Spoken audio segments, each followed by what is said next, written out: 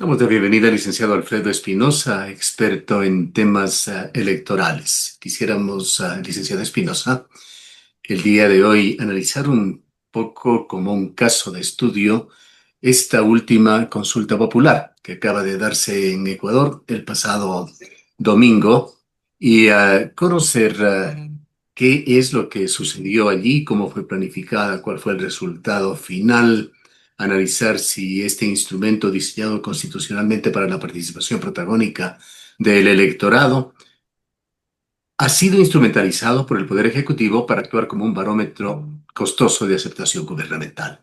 Iniciemos con su opinión. Muchísimas gracias, Gustavo. Un placer dialogar con usted. Un saludo muy afectuoso a todos los seguidores de Antena 1. Bueno, los procesos de democracia directa en Ecuador y en América Latina decantan en lo más común de la democracia plebiscitaria, es decir, en esta suerte de evaluación a el proponente de la iniciativa, sea esto un referéndum, una consulta popular, antes que a la propuesta misma que se le consulta a los ciudadanos el día de elecciones. Entonces, parte de lo que vimos del pasado domingo responde precisamente a esa lógica, una lógica de, digamos, de evaluación a la administración Noboa por sobre la propuesta misma de las tres preguntas de referéndum y la pregunta de constituyente. ¿Cómo vio usted el resultado de este domingo con esta óptica?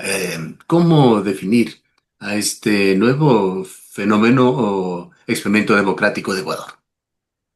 No creo que nadie esperaba que la opción del no tenga un resultado beneficioso, es decir, que gane y sobre todo que gane ampliamente, ¿no?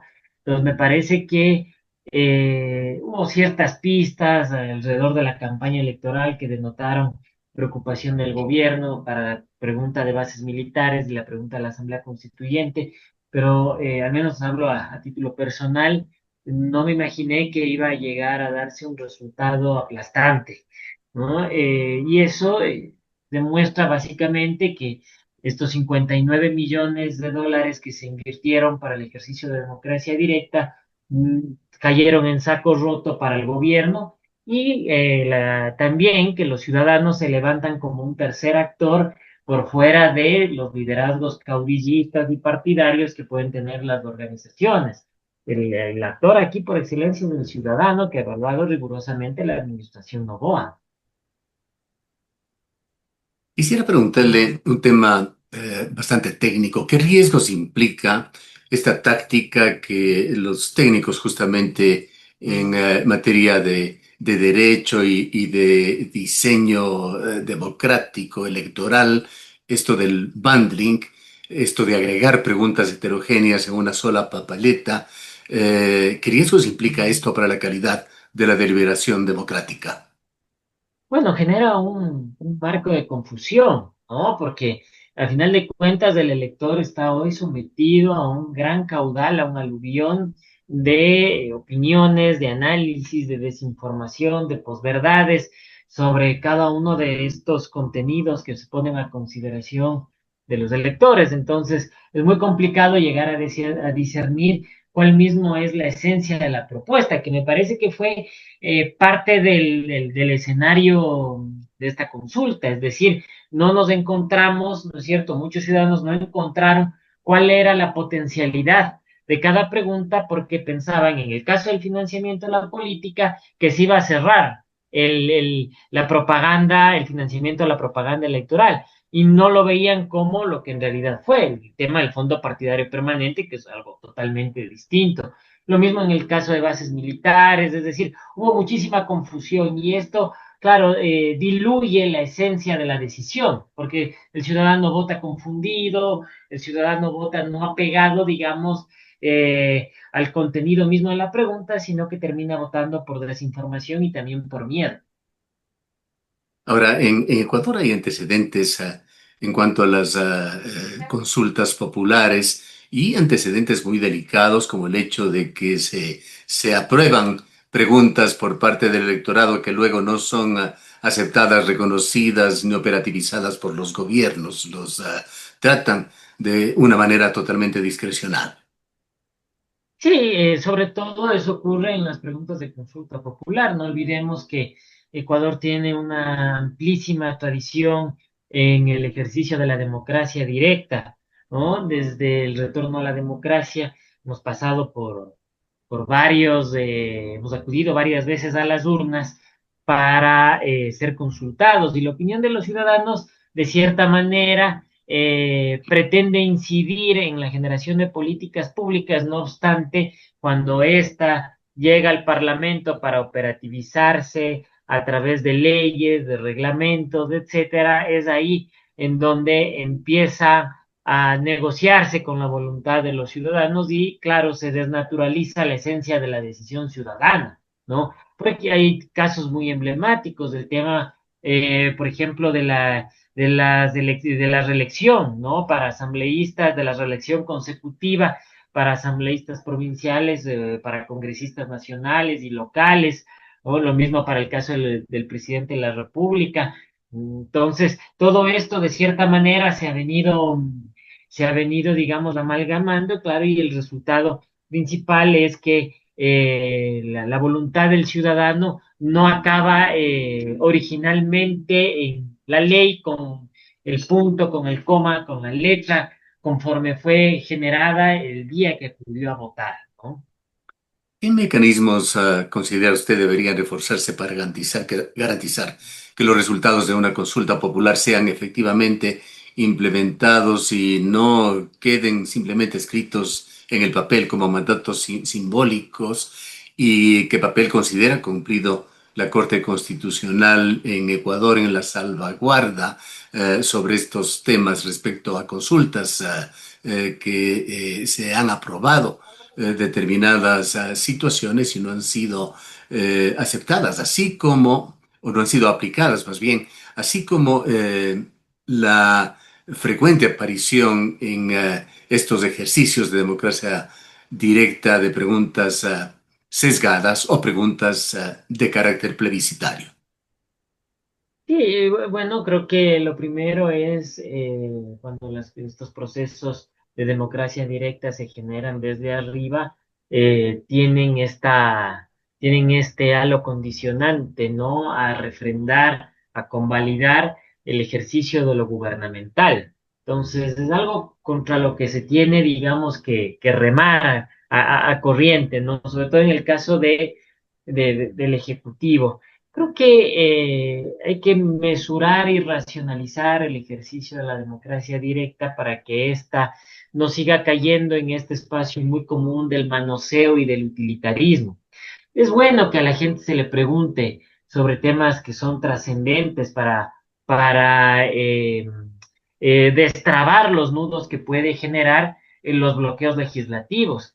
Pero en este caso, en el caso del pasado domingo y en el contexto de este referéndum y consulta popular, no hubo temas que hayan sido trabados por el legislativo, no hubo bloqueos políticos en la asamblea. Entonces, me parece que fue una mala inversión en tiempo, en recursos, en vocerías, algo poco fructífero y que incluso fue atado a una pugna con la Corte Constitucional. Entonces, hay que romper ese espectro, ¿no es cierto?, utilitario para, digamos, revalorizar el ejercicio de la democracia directa, que esto no suene a venganza, ¿no es cierto?, ni tampoco a una convalidación ad infinitum de lo bueno, lo malo y lo feo que puede hacer un gobierno. Porque es necesario también que los ciudadanos entiendan que a la hora de acudir a las urnas tienen que votar más allá del proponente, votar con conocimiento de causa sobre las preguntas, sobre lo que se plantea, con absoluta información y finalmente, digamos, en el tema de la Corte Constitucional, yo creo, y digamos, pese a todos los defectos que pueda tener esta Corte, ¿no? Los reparos que puedan existir, yo creo que es una Corte muy distinta a la Corte cervecera, es una Corte de altos magistrados, que ha sabido manejar con apego a derecho los temas formulados por el gobierno, si las leyes, si los proyectos, si las preguntas para el referendo o lo que se genera desde la Asamblea llega con falla de fábrica, es tarea constitucional de la Corte generar las alertas del caso, no socapar esto ni tomar partido por cualquiera de ambos, ¿no? Entonces, me parece que ha tenido un rol destacado en medio de un escenario conflictivo y complejo, ¿no? Ahora, el resultado ha sido ampliamente analizado, pero seguirá siéndolo, pues realmente consideramos que se convertirá en un caso de estudio lo que sucedió este 16 de noviembre. Quisiera preguntarle a usted su análisis de la pregunta C, en donde con un cierto análisis, diríamos, sectorial, ciudad por ciudad, provincia por provincia, etcétera, queda una sensación de que el pueblo ecuatoriano quería aprobar esa pregunta, pero al final se viró la balanza por otras razones más allá de su intención y contenido. Sí, es así. De hecho, eh, digamos, las preguntas de referendo B y C eran aquellas que buscaban generar el enganche para que el gobierno entre, se estimule el voto en plancha y se pueda aprobar tanto bases militares como el tema de la consulta popular, ¿no? Ese enganche estaba pensado en el castigo hacia la clase política, eran preguntas de castigo, ¿no? Esto no cuajó y el hecho de que la gente haya votado no significa que esté de acuerdo con el trabajo que hacen los asambleístas, 251 legisladores, ni tampoco que esté de acuerdo con el financiamiento del Estado a los partidos políticos. No, el problema es que hay un miedo mayor, porque la gente también votó por miedo, o con miedo, ¿cierto? Hay un miedo mayor, y el miedo mayor es estos brotes autoritarios, son estos indicios de poder y de angurria de poder tanto desmedida de parte del presidente, son estos excesos, ¿no es cierto? Estos desatinos que posicionaron durante semanas al Ecuador como un país partido en dos, como una república de buenos y una república de malos, ¿no? Entonces, eso también pesó en el electorado. Al ciudadano no se le puede pedir el voto y al calor de ese pedido maltratarlo. Entonces creo que no hubo la suficiente inteligencia emocional para que se pueda asimilar esto, claro, y desde lo más elemental para quienes leyeron las preguntas y escucharon analistas de distinta gama por fuera de los ismos ideológicos, una cosa es cantidad, pues y otra cosa es calidad. Si tienes 151 malos y de esos 151 malos dejas a 70, no es que esos 70 se van a convertir en buenos de la noche a la mañana. Entonces, no puede quedar esto a discrecionalidad de los partidos políticos. Si se quiso hacer algo distinto, todavía tiene tiempo el presidente para hacerlo. De hecho, si quisiera hacer algo distinto, tenía que haber enviado una pregunta relacionada a la calidad de la representación, militancia de 2 años, requisito de probidad, méritos, más que títulos, méritos, ¿no es cierto? Pero digamos, esto no fue así y claro, la gente sancionó en función de lo que vio. ¿A quiénes vio en la vocería? A los asambleístas de ADN que no pudieron defender lo que supuestamente creen. Entonces, ese fue el problema también central. Ya. ¿Cómo Y puedo darle mi voto a alguien que no defiende? estuvo por otra parte, licenciado Espinosa, muy cercana a esta consulta popular, a hechos vivenciales, coyunturales que vivió Ecuador y que al final tuvieron un importante peso político. Me refiero a esa marcha de Cuenca del Quinto Por Río supuesto. o al paro nacional y la forma en que se lo combatió, particularmente en Imbabura. Totalmente. Y yo creo que la revalorización del ciudadano como sujeto emergente, como al calor de esta elección, tiene su presencia, su origen en la marcha de Cuenca. Es decir, lo que pasó con la movilización por el agua, una movilización interclases, intergeneracional, que juntó voluntades de todo tipo, creo que es sin ánimo de ser muy utópico y muy idealista, pero sí encendió una mecha libertaria, digamos, que le permite al ciudadano reencontrarse no solo con sus obligaciones, sino con sus derechos y con sus libertades, ¿no? Que es algo que desde la época de Correa se había perdido. La gente salió sin miedo a protestar. Lo que pasó en Ibarra, por ejemplo, es un caso también paradigmático, porque mucho se dijo que era un paro focalizado, que era una medida aislada, y es una medida que incide no tanto por el papel de los comuneros y las prácticas de los movimientos en momentos de paro, sino por la violencia y los excesos de la fuerza pública, con asesinatos, con irrupciones a viviendas para sacar a comuneros. Entonces, eso deja una huella.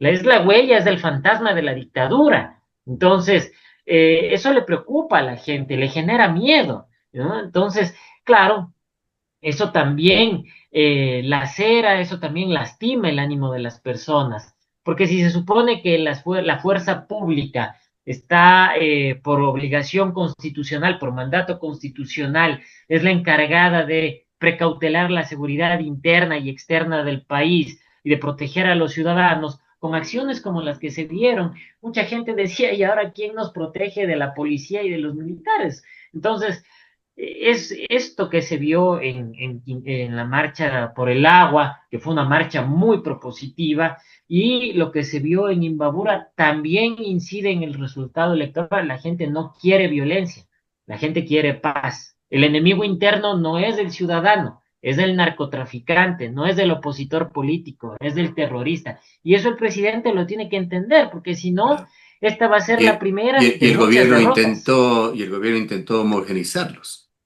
Intentó homogenizarlos, claro, y en un ejercicio, digamos, racializado y autoritario, porque en el momento en que se buscaba diálogo, no es que el presidente no quiso dialogar porque ellos protestan y simplemente o paralizan al país, no, hay una visión de élite, y él no podía sentarse a dialogar con los indígenas porque son indígenas y no están al mismo nivel de un presidente que es empresario y que es uno de los hombres más ricos de este país. Es básicamente eso, ¿no? Claro. El dueño de la hacienda, En instancias del diálogo, lamentablemente escuchamos de asesores cercanos al presidente consejos como que no debería dialogar con la narcodelincuencia. así es. Se equivocaron diametralmente en su visión de que Ecuador es mucho más allá que este fenómeno particular, esperemos que sea puntual y temporal de la narcodelincuencia. Ecuador es mucho más.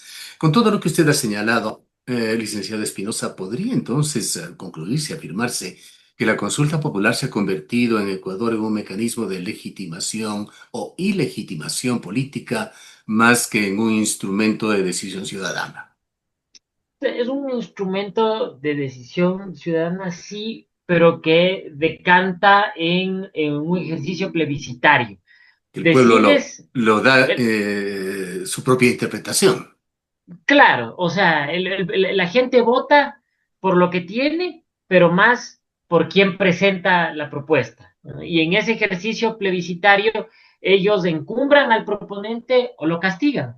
Y lo que vimos fue un castigo.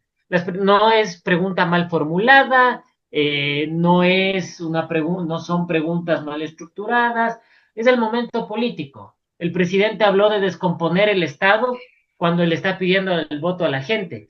El presidente habló de una constitución que no le permite hacer las cosas cuando el mismo día de la elección detiene un criminal. Entonces, contradicciones. Todo esto, estos elementos, digamos, lo que hacen es decirle al ciudadano, aquí hay algo que no está bien. Entonces, esto indudablemente no tiene que ser aceptado y así ocurrió. Quizás si lo hubiese hecho mucho antes, el resultado podía haber sido favorable, pero no fue así. Habrá que ver si el presidente asimila esto, ¿no es cierto?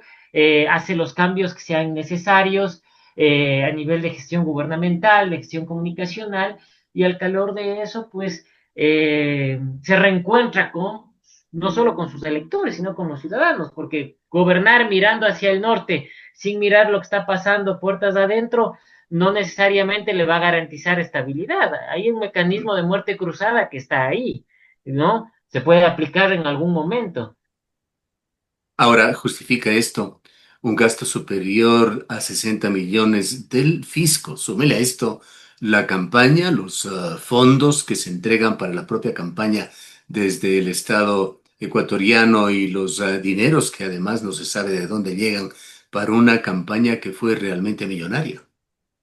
La campaña millonaria y que se hizo en 13 días, en donde el Consejo Nacional En Electoral teoría. no dijo, en teoría, en donde el Consejo Nacional Electoral tampoco dijo absolutamente nada con la entrega de dádivas y el papel que jugaron servidores públicos en entregando esas dádivas, pero también violando el silencio electoral. No se ha dicho nada, absolutamente nada. El mismo día, un día antes de la elección, el 15, las redes sociales se inundaron de ministros, que claro, varios de ellos ya no se encuentran hoy en el gabinete del presidente, que estaban pidiendo de manera muy abierta y pública el voto.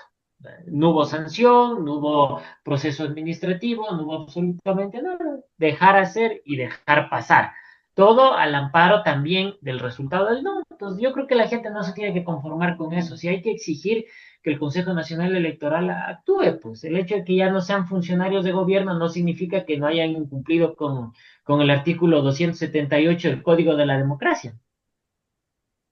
Ahora, hemos escuchado a algunos analistas, a políticos más que analistas, dar su opinión en el sentido de que el gobierno va a aprender poco de esto, que pedir reflexiones, cambios, una verdadera meditación e interpretación de los resultados es como pedir peras al olmo. Pero eso es lo que dice el pensamiento político de muchos. Le pregunto a usted. ¿Qué lecciones debería extraer el gobierno sobre el uso de consultas populares como herramienta de gobernanza? Bueno, consultar en el momento adecuado y utilizar la inteligencia emocional y la empatía con los ciudadanos para pedir el voto, ¿no? Es decir, am, creo que eso es importante y ya esto trasladado, ¿no es cierto?, del deber ser, del análisis, de la reflexión, al ser, a lo que ha pasado hoy, hace unas horas antes, lo que vemos es que ocurre todo lo contrario. Hay una lista de ministros que ciertamente han salido, que debieron salir hace mucho tiempo atrás, ¿no? Y hay otros que se integran, que refrendan el mismo discurso sectario del presidente Noboa.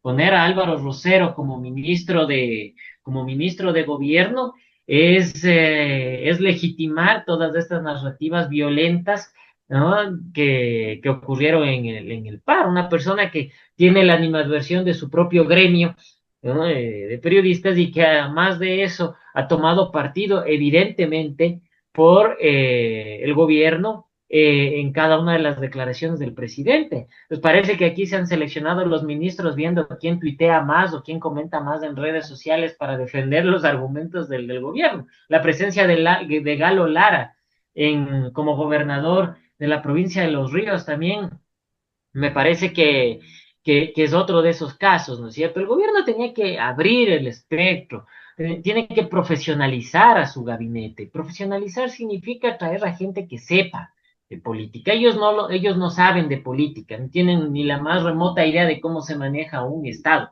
no tienen un proyecto nacional. Lo que medianamente se ha logrado medio consolidar el presidente es un proyecto familiar que quiso llevar a las urnas y que se quedó a medias por esta ocasión porque la gente le dijo no. Pero un proyecto de nación, un proyecto de Estado no está presente dentro de la agenda de gobierno. Entonces, ¿cómo va a tender puentes de diálogo con otros sectores cuando llevas como ministro de gobierno a una persona que ha tomado partido beligerantemente a favor del gobierno? Entonces, necesitas a alguien que dialogue. Lo mismo en el caso de las otras áreas. Entonces, creo que hay que ser conscientes desde un gobierno de mesa chica, por más que, por más que se estiren las sábanas, ya no hay de dónde más agarrar. Posiblemente también hay gente a la que se le planteó recibir por las carteras de Estado y dijeron que no luego de los resultados, entonces ha echado mano de lo que tiene, develando el papel de algunos actores también en los contextos que hemos conversado, ¿no? Para finalizar, licenciado Espinosa, ¿qué papel considera usted han jugado los medios? Que habría que dividirlos por lo menos en dos categorías, medios digitales, medios tradicionales, incluso una tercera, redes sociales, que implica algo más allá de los medios, así como la sociedad civil en el destino que tuvo esta consulta popular del 16 de noviembre. Bueno, yo creo que hubo la ciudadanía, de cierta manera, pudo distinguir a través de los distintos espacios que se abrieron en medios de comunicación eh, sobre las propuestas que hizo el régimen, ¿no? Me parece que él ya distingue, ya diferencia entre independencia y compromiso, ¿no? Se informa por las vías que tiene que informarse, es una ciudadanía muy suspicaz, ¿no? Cuando se dieron los resultados, si nosotros vemos las cadenas de televisión, eh, los distintos espacios radiales, era ver no solo a comunicadores, sino era ver a un periodismo militante que había perdido una elección, ¿no? Entonces, porque eso fue lo que sucedió. Entonces, hay un sector del periodismo que milita para Noboa porque él también tiene su propio estado de propaganda. Influencers, redes sociales, periodistas y abogados a la carta, cuasi analistas, porque también los medios, esos medios han construido perfiles de analistas donde no los hay. Y del ¿Y otro lado, queda algo de periodismo independiente en Ecuador? claro, del otro lado está el periodismo independiente, están ustedes, están los demás medios de comunicación que, digamos, han decidido plegar a una vieja tradición ligada a criterios éticos, a códigos deontológicos, que no transacciona, que investiga, que escudriña, que es incómodo, que no tiene miedo a decir sus opiniones. Entonces, sí, lo hay, y por eso al gobierno le incomoda, ¿no? Creo que eso ha permitido también, digamos, generar estos pesos y contrapesos comunicacionales que hemos visto, ¿no? O sea, la gente ya distingue muy bien incluso a estos influencers que han jugado un triste papel de voceros a la carta porque reciben parte del presupuesto del Estado con un sueldo mensual por sus 280 caracteres. Ya son distinguidos, son identificados. Entonces, la gente opta por lo serio, por lo profesional, por el buen periodismo. Y creo que eso se vio también, ¿no? Todos estos ataques de Carolina Jaramillo, por ejemplo, y los intentos de censura desde Carondelet a periodistas, a ciudadanos, también incidieron en lo del domingo. Esperemos que por lo menos en ese espacio exista un poco más de empatía con la prensa para que pueda realizar un trabajo profesional y el gobierno baje la guardia y deje de atosigar a los periodistas, a los medios de comunicación para que hagan su trabajo. Si hay corrupción, pues hay que denunciarla, venga de donde venga. Si algo no está saliendo bien, hay que denunciarlo. Y si hacen las cosas bien, pues qué bueno, porque tampoco pueden esperar medallas por hacer las cosas bien, porque ese es el trabajo de un gobierno. Finalmente quisiera preguntarles si es que existen alternativas institucionales menos costosas que una consulta popular que permitan de alguna manera canalizar la participación ciudadana sin tener que recurrir a estas consultas económicamente de gran escala. Bueno, se supone que hay asambleístas que llevan las agendas ciudadanas, que los partidos que los cobijaron son los intermediarios entre la gente y el Estado. Entonces, los asambleístas tienen que ponerse a trabajar, porque ya ese relato con el cual el presidente pensaba gobernar los próximos 2 años y medio, que era democracia plebiscitaria, es decir, asamblea constituye, elección de constituyentes, aprobación de constitución, borrón y cuenta nueva, elecciones seccionales y elecciones nacionales, eso ya se acabó. Entonces ahora sí hay que materializar los discursos en hechos. ¿Cuáles son las obras? ¿Cuál es el plan de trabajo? Hacia allá tiene que enfocarse. Y la ciudadanía también a estar muy activa, muy informada y sobre todo a no dejarse robar el triunfo del domingo, porque esto no es patrimonio de ningún político, de ningún partido, sino es patrimonio de los ciudadanos, de los que marcharon en Cuenca y de los que han decidido ir a las urnas también de manera pacífica a decir no al gobierno del señor Novo. Le agradecemos mucho por haber estado con nosotros. Gracias a usted, Gustavo, siempre un gusto. Declaraciones del licenciado Alfredo Espinosa, experto en temas electorales.